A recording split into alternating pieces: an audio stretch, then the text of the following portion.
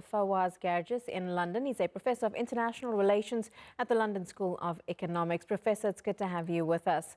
When we listen there to Steve Witkoff praising Donald Trump for bringing about this deal, and Witkoff telling the hostage families how courageous they have been through all of this, it was interesting. He failed to really mention anything about the thousands of civilians killed in Gaza. Jared Kushner, however, did acknowledge that those in Gaza have been suffering.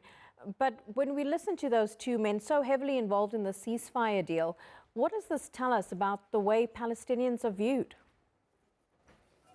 Well, thanks for having me. I'm not surprised.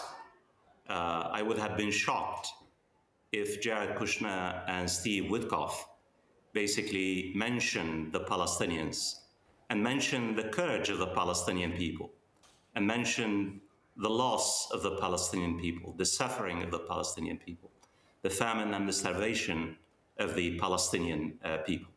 He should have mentioned that the courage of the Palestinian people has moved millions of people all over the world, whether you're talking about the United States or Britain or Spain or Germany. Millions, tens of millions have protested. They stood in solidarity with the Palestinian people. President Trump and his advisors have never really mentioned a single word about the suffering of the Palestinians. The Palestinians seems to be like ghosts, no agency. They're passive. Even President Trump's 21 points does not really mention the basic rights of the Palestinians, their rights to self-determination, to establish a state of their own. So all in all, of course, I mean, one has to thank President Trump for belatedly pressuring Benjamin Netanyahu to agree to this ceasefire. But it has taken President Trump and President Biden almost 2 years to stop the Israeli killing machine. And here we are. The Palestinians has 67 Palestinians have been killed. Some scientists in the United Kingdom and the United States and other countries, they say probably 200, 300,000 Palestinians have died, not just 67,000 people. Yeah, and there's still so many bodies under the rubble that are still being searched for at this time. When we look at the first phase of the ceasefire agreement that is still underway, there are many that are still looking at the next step. What happens next? What happens with Hamas? Because we've heard from some of their leaders earlier saying that they will not lay down arms, that they still want to be involved somewhat in Gaza with Palestinians.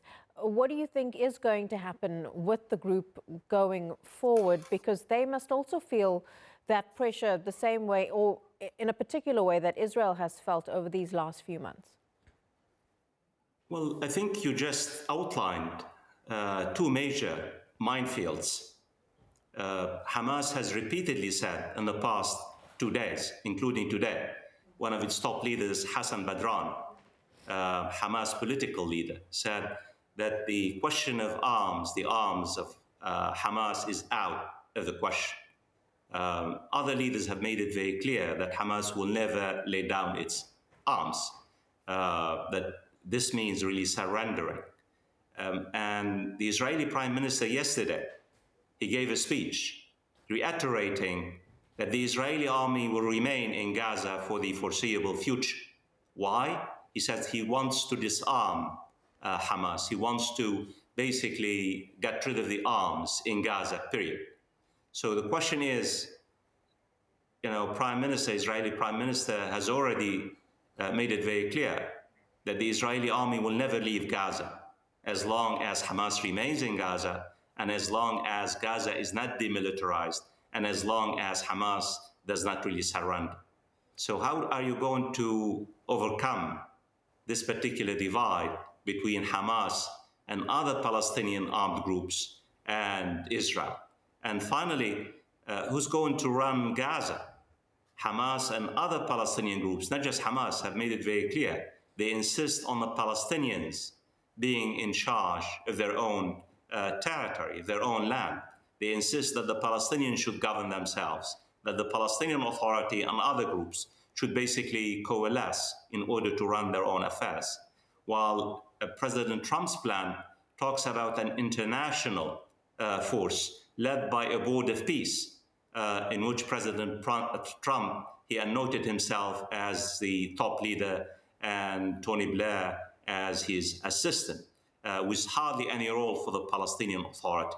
So even though we should really celebrate the coming couple of days, the release of the Israeli hostages and the release of the Palestinian prisoners and captives, and the end of the war, the end of the Palestinian suffering and loss and famine and the salvation.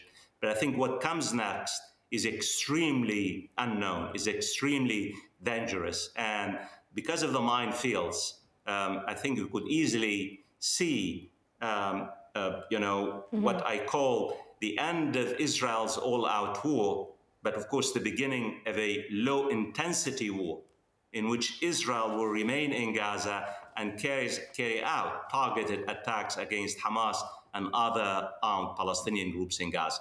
Yeah, it's still a long way to go for Palestinians. Professor, good to get your analysis and your take live to us there from London. Thank you very much.